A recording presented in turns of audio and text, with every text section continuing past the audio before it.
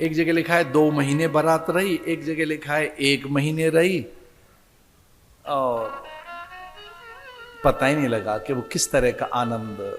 लेकिन बारात आ गई है, अयोध्या लौट आई है।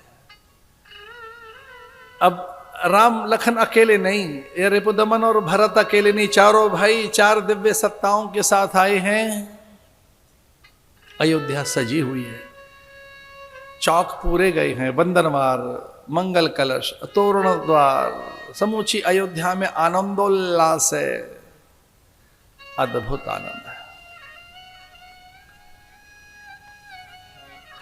पहली बार सारी मर्यादाओं को लांघकर कौशल्या, सुमित्रा और कैकेयी सरयू के तट पर ही पहुंच गई। कि अब इसमें यहां कोई मुनि नहीं, साधु संत नहीं, गुरु कोई है नहीं, बड़े हैं नहीं, अब किन से क्या पूछें, हम ही बड़ी हैं, निगल पड़ो। द्वार पर आदर करें सीता का? ना ना ना, द्वार तक प्रतीक्षा नहीं करेंगे लक्ष्मी जी की। लक्ष्मी जी आ रही हैं तो कहां करेंगे? सरयू के तट पर सुंदर सा मंच लगा है, बारात उधर से आ रही है, पालकियां आ रही हैं, गुरुजनों को प्रणाम। वे उच्च आसनों की ओर बढ़ रहे हैं और लो राम जी की पालकी आ ही गई। कौशल्या उनकी आरती उतारने लगी, सुमित्रा, कैकेयी आदि। पालकी का स्वस्ति वाचन सुंदर रत्नों से प्रोक्षण करते हुए ले आई द्वार तक।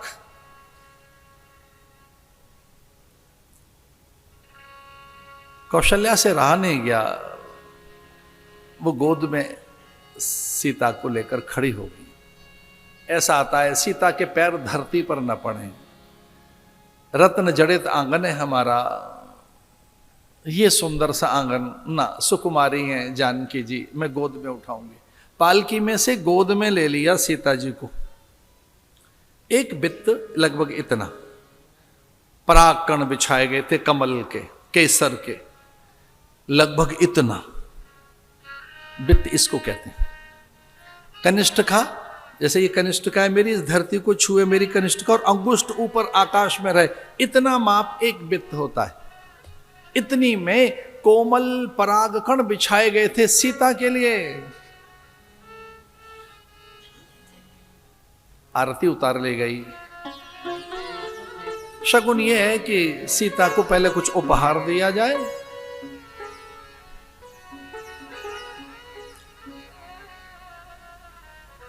जनक जी की ओर देखा और जनक ने कहा कुछ समझ नहीं आ रहा है, क्या उपहार दें। आंखों से प्रार्थना की जनक जी को, भाई बहू घर में आई है, लक्ष्मी आई है, पहले कुछ उपहार तो दो। तो जनक जी, दशरथ जी ने कहा जो आपके समझ आए आप दे दो। और इस प्रकार से कौशल्या को कुछ सूझा ही नहीं कि कौन सा रत्न दूं। जब ते राम ब्याए घर आए, नित नव मंगल मोद बधाए। और इतना रत्न, इतनी मणियां लेकर आई थी कि पर्वत बन गया। दहेज पहले ही आ गया था और इतना दहेज आया, इतनी मणियां आई कि वो संभाल नहीं पाई। कहां रखें इन मणियों को? कभी अयोध्या जाओगे तो वहां मणि पर्वत एक स्थान है अयोध्या में। इतनी मणियां, इतने रत्न, इतने आभूषण के पर्वत बन गया। तो कौशल्या कहने लगी कि इतनी मणियां, रत्न, आभूषण, पन्ना, पुखराज, मूंगा, माणिक्य, वैदूर्य, विविध रत्न लेकर आई है लक्ष्मी मेरी, इसे क्या दूं मैं? दशरथ बड़े आश्वस्त हैं कि कौशल्या सुजान है, बुद्धिमान है, गुणवान है, विवेकी है, कुछ दे ही देंगी बहू को। और कुछ सूझा नहीं कौशल्या को। बहुत देर तक विचार करती रही मैं क्या दूं, और झटपटे के बाद सूझी। राम का हाथ सीता के हाथ में रखकर कहने लगी इससे मूल्यवान मेरे पास कुछ नहीं है, यही तुझे देती हूं। और आज से यहां का राज्यभार भी तुझे ही सौंपती हूं। आज से तू ही यहां की मान्या है, पूज्या है, ज्येष्ठा है। तू ही पूज्या है, तू ही मान्या है। अपने अधिकार तुझे देती हूं। अब मैं मान्या नहीं रहूंगी, पूज्या नहीं रहूंगी, मैं श्रेष्ठा नहीं रहूंगी। अब मैं ज्येष्ठा नहीं रहूंगी, अब मैं बड़ी नहीं रहूंगी, ये बड़प्पन मुंह दिखाई में तुझे देती हूं। तो जो मुंह दिखाई है बहू की, उसमें बड़प्पन अपना देती हूं तुझे। अब कौशल्या बड़ी नहीं है यहां, जो कौशल्या के सकल अधिकार वो सीते आपके, और मेरे पास ले देकर जो सबसे महंगी वस्तु है, मूल्यवान वस्तु है, वो केवल राम है, और ये भी अब मैं आपको ही सौंपती हूं। दशरथ बड़े प्रसन्न। दशरथ ने देखा कैकेयी की ओर, और कैकेयी से पूछा कि आप क्या देंगी? तो उन्होंने कहा कि श्रीमान जी आपको पता नहीं है, हमने एक इसके लिए बड़ी सुंदर सी चीज बना के रखी है। क्या?